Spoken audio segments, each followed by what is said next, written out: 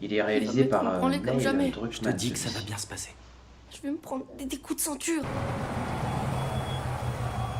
toute façon, on va avoir un épisode 100% Joël. Je reprends ma patrouille dans 30 minutes. Alors fais vite. Qu'est-ce qui s'est passé? Non, c'est faux. Lalo dans Better Je Call crois que Saul. c'est Tommy qui a acheté de la drogue, pas toi. Si Tommy et toi vous n'étiez pas mes garçons, vous seriez tous les deux en détention. Tu lui feras pas de mal. T'es déjà raconté la fois où j'ai volé une barre chocolatée. Quand on est rentré à la maison, juste avant que je descende de la voiture, je te raconte pas, il m'a... Si tu sais ce qu'on ressent, pourquoi tu le fais? C'est pas pour ça que je te raconte cette histoire. Peut-être que parfois je suis allé trop loin, c'est... Je sais pas, Là, on est face à un père qui a du mal à éduquer ses enfants. Et nous apprenons aussi que Tommy et Joel se sont fait battre durant leur enfance. Le nouvel arrivant. Seth, ça fait 2 mois que je suis là. C'est bien ce que je dis. Ça fait plaisir de revoir Joël. Les petits-enfants vont les adorer. Comment tu les as trouvés? J'ai fouillé les vieilles maisons pas loin de Hobach. J'étais flic. Police de Milwaukee. Vanille ou chocolat? Dis vanille, c'est plus simple à se procurer. Vanille. Pas vraiment eu le choix là.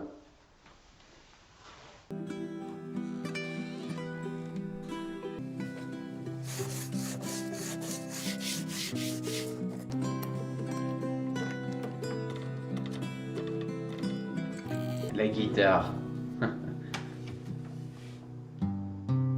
Qu'est-ce qui s'est passé? Wow, tu sors d'où, toi? C'est les médocs. Je me suis foutu le bras contre une marmite. T'as fait ça exprès? Je me suis Bravo. dit, fais-le, et puis merde. Fais-le et puis on verra après quoi. La brûlure.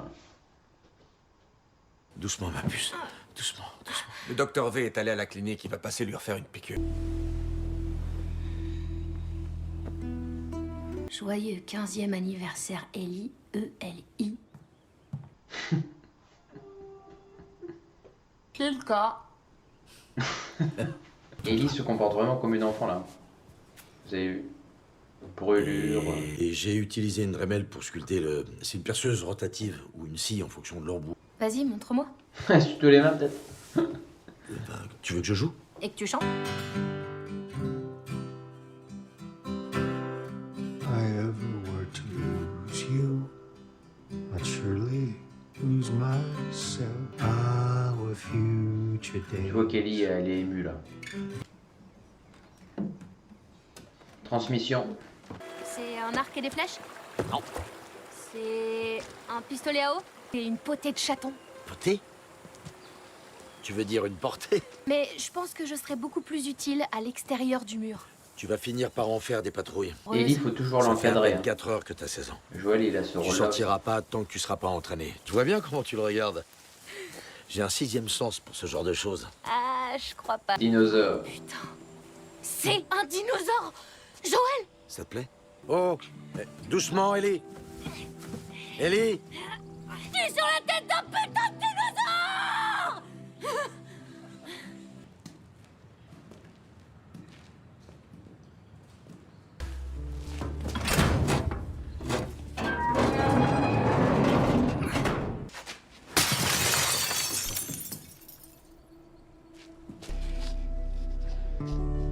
Ellie dans l'espace. Ça sent quoi là-dedans? Mission en Ah, péril! j'amuse avec tout. Ah, Hein. abandon! Ellie, tu lui mets les commandes, ça promet. Hein. Joyeux anniversaire, ma grande. C'est quoi? Je viens de lui rappeler. Ça, c'est quelque chose. Il s'imagine le décollage là.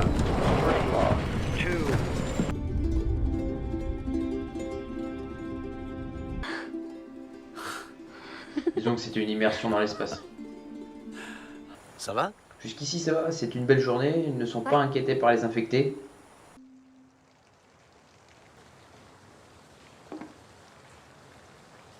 Cette fois-ci, pas d'erreur d'orthographe, bravo.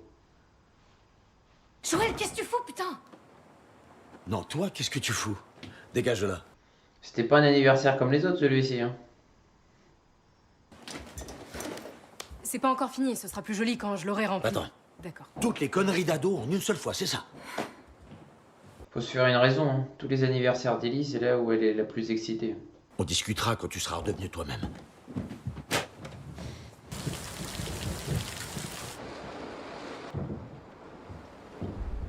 Oh, Je peux savoir ce que tu fais? Je déménage dans le garage. C'est hors de elle question, déménage Ellie. maintenant. Arrête. Peut-être pas mes règles, mais c'est ma maison. Non, c'est faux. L'adolescence, Elle t'appartient pas. Ellie, elle Et est révoltée, plantonnée. hein. J'aimerais être désolée de m'être fait tatouer, d'avoir fumé de l'herbe et fait des trucs avec une fille. Donne-moi quelques jours et je remets le garage en état. Ah, d'ailleurs, c'est quoi ton truc avec les papillons de nuit? C'est un truc symbolique. Ah, je vois. Vous autres, vous étudiez les rêves, ce genre de trucs, non? Ah. Donc ça veut dire quoi? La mort. Joël, il est rassuré. Hein. T'as un psychiatre. 2 ans plus tard maintenant. Si les Lucioles nous ont repérés à 1 kilomètre de l'hôpital, comment ils ont pu se laisser surprendre par tout un... Les pillards ont réussi à tuer tous les soldats. Et Marlène. Ah, Ah, il est déjà prêt, lui. t'es déjà habillé? Et moi qui pensais devoir t'attendre. Ça tombe bien, t'es prête pour ton cadeau d'anniversaire. Oh là là. T'as Ah, 19 toujours, ans, quand même. t'as été patiente. Joël, faut qu'il ait les yeux quand même C'est sur quoi le Ellie. record du nombre même de si tués c'est sur un pour, parcours d'entraînement? l'entraînement. Tu colles ton binôme, t'observes les alentours, tu restes aux aguets. Il y a un petit écureuil qui baise un gros écureuil. Oh, On devrait peut-être le signaler. tu parles d'un patrouilleur, toi. Eugène et Adam ont besoin de renfort et vous êtes les plus proches. J'y suis dans 10 minutes. Ellie, c'est dangereux, tu rentres. Putain, Joël, je suis pas ta fille. Je suis ton binôme. Oh, On reste ensemble. doucement. À partir de là, on marche. C'est plus rapide que le chemin de montagne.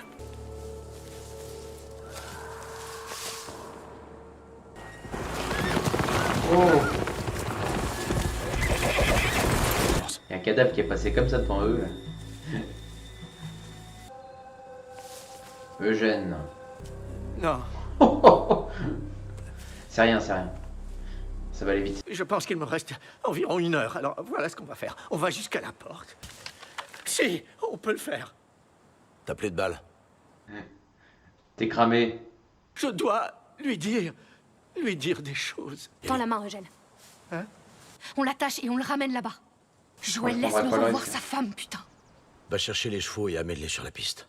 On avance à pied et on te rejoint là-bas. Ah oui, Joël, comme ça, il va pouvoir en profiter pour le tuer. Ça donne froid, hein? Le cordyceps, c'est magnifique.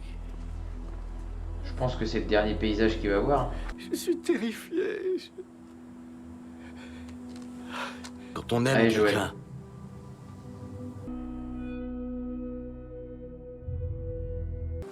je suis désolé. Quand on sera là-bas, Ellie a fait la tête. Hein. je dirais Oula. à Gail, C'était un homme qui était déjà condamné. il s'était fait mordre quand on l'a trouvé. Il aurait souhaité te dire au revoir en personne, mais il voulait pas te mettre en danger. Il a préféré en finir lui-même. Il déforme un peu la vérité, Joël, pour que ça passe mieux auprès de Gail. Joël a promis de te le ramener. Il nous l'a promis à tous les deux. Non, c'est... Oh, Tu me l'avais juré. Bois pas toute la bouteille. Dis bonne nuit à tonton Grincheux. Bonne nuit, tonton Grincheux. Je pouvais gérer cette toute seule. Tu m'as regardé dans les yeux et tu m'as menti. Est-ce qu'il y avait d'autres personnes immunisées? Ça t'aurait tué. Et alors j'étais censée mourir! Je ferais exactement la même chose. Tu devais avoir ton enfant à toi. J'espère que tu feras un peu mieux que moi. Je sais pas si j'arriverai à te pardonner. Mais j'aimerais essayer. bon épisode. Ça m'a fait plaisir de revoir Joël en compagnie d'Ellie, puisque nous avons perdu Joël, je le rappelle, à l'épisode 2 de cette saison 2 de The Last of Us. C'est un binôme qui a toujours fonctionné, même si la fougue de la jeunesse d'Ellie fait que par moments elle était révoltée, elle touchait à tout, elle faisait des bêtises en nombre. C'est quand même une personne humaine, et faut pas l'oublier. Tous les moments de rapprochement entre Ellie et Joël ont fonctionné dans l'épisode. C'était un épisode retour en arrière. C'était l'avant-dernier épisode de cette saison 2 de The Last of Us. J'ai trouvé que c'était assez bien. Il manquait un peu d'infecté. Ça manquait un peu d'infecté, un petit peu de combat, je dirais. Ellie, Joël contre les infectés. Une scène aurait suffi, limite, dans l'épisode. Mais je comprends que nous nous focalisons juste sur la relation Ellie et Joël. Ça fonctionne très bien. La signification de la guitare, la transmission quand Et Joël lègue la guitare à Ellie, tout ça c'était bien. Les moments avec l'astronaute aussi, bon là Ellie elle était plus dans un monde aussi plus léger, donc ça a permis aussi de détendre un peu l'atmosphère. Bon alors c'est vrai que quand ils sont tous les deux sur leurs chevaux, moi ce qui m'a perturbé un petit peu c'est quand même que Ellie considérait encore Joël comme, non pas un père finalement, mais comme un coéquipier. Euh, un coéquipier, il y a des infectés dans les parages, donc finalement je joue le rôle d'enquêteur et puis je regarde avec mes jumelles un petit peu partout. Moi, ça m'a perturbé un petit peu ces dialogues-là, puisque moi je considère vraiment père adoptif complètement Joël sur Ellie. Hein. L'épisode a ceci de particulier, c'est que nous remontons à chaque fois aux anniversaires d'Ellie. Nous prenons deux points de vue, le point de vue de Joël et le point de vue d'Ellie. Ils sont quasiment à égalité dans cet épisode-là, il n'y a pas un qui domine l'autre, mais au moins ça permet de savoir la sensibilité d'Ellie sur les actions de Joël et inversement. Moi, ce qui m'a vraiment plu, c'est aussi les moments avec Eugène. Je veux dire, bon, ce pauvre homme en forêt là qu'il découvre, là, il aurait pu, par exemple, j'insère ça ici, mais il aurait pu, par exemple, avoir une petite scène avec les infectés. Ils étaient là aussi pour ça, Joël et Ellie. Et ensuite, l'épisode aurait enchaîné avec Eugène en forêt. Mais bon, ceci mis de côté, je reviens à l'actualité. Eugène est en forêt. Ce qu'il aurait fallu, c'est le ramener au campement pour qu'il rencontre sa femme, pour qu'il entende enfin les derniers mots de sa chair et tendre avant de mourir. Mais il était déjà condamné, cet homme-là. Et donc Ellie va aller chercher les chevaux à la demande de Joël pour les ramener, et puis gardant une bonne distance, ils auraient pu le ramener au campement. Rien de ceci va se passer dans les règles, puisque Joël va l'emmener à l'écart et va l'abattre, cet homme-là. Alors d'ailleurs, nous ne voyons pas la scène, nous voyons seulement les oiseaux voler au ciel, et puis nous comprenons que le coup de feu est parti. Ellie, elle revient avec les chevaux et elle en veut profondément à Joël d'avoir tué cet homme, puisque pour elle, il méritait d'être sauvé. C'était la promesse que Joël avait faite. Donc, faut comprendre que Ellie est dégoûtée. Elle va le faire la tête à Joël pendant tout le trajet. Elle va être vraiment à cran sur les nerfs. Et tout cela, elle l'aura en travers de la gorge pendant tout l'épisode, et ça va même se poursuivre plus tard, au tel point qu'elle va fuir Joël. Le dialogue va être très compliqué entre les deux. Ça va être vraiment une relation conflictuelle qui s'est installée, et ça permet aussi de mieux comprendre, pour celles et ceux qui n'ont pas joué au jeu par exemple, de comprendre aussi le début de cette saison 2, lorsque Joël finalement avait ses conversations avec la psychiatre. Il avait besoin de se confier, mais bon, vous sentiez aussi au début de saison que la parole n'était pas naturelle chez Joël. Il avait du mal à trouver les mots, parce que c'était quand même le compagnon de la femme qu'il avait en face de lui, hein, qu'il était question. Et c'était très très difficile pour lui. Il le faisait à contre-cœur, mais je pense qu'il le faisait aussi pour Ellie, ces séances-là. Et finalement, le dialogue, notamment avec cet épisode-là, va se renouer entre Ellie et Joël. Forcément, elle aimerait pardonner à Joël cet acte, mais c'était une parole, entre guillemets, hein, bien sûr, entre parenthèses. Joël a presque dérogé à sa parole en tuant cet homme-là, à ce moment clé, précis. C'est vraiment, je pense, le tournant de l'épisode, hein, c'est sur quoi tout va reposer, parce que l'épisode, quand même, globalement, il est paisible dans son début. Le milieu va vraiment être le tournant, et puis la fin va essayer de combiner tout ça dans une fin la plus plausible possible entre la relation des deux.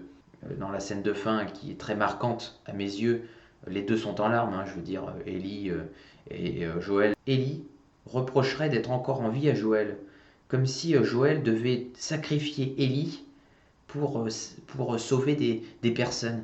Tout ça, ça ne ressemble pas à Joël de sacrifier une personne au profit des autres. Non, il aime trop Ellie, il a partagé trop de bons moments avec elle, il la considère comme sa fille, il ne pourrait jamais la sacrifier. À la fin, quand même, Joël, il aime profondément Ellie. Et c'est cet amour-là aussi qu'il aimerait que Ellie transmette à ses enfants, ses futurs enfants, parce qu'il en parle un peu légèrement à la fin de l'héritage futur, lorsque Ellie pourra avoir des enfants, finalement qu'elle soit un meilleur père, bon, entre guillemets, mais un meilleur père que Joël, si elle peut l'être dans le futur.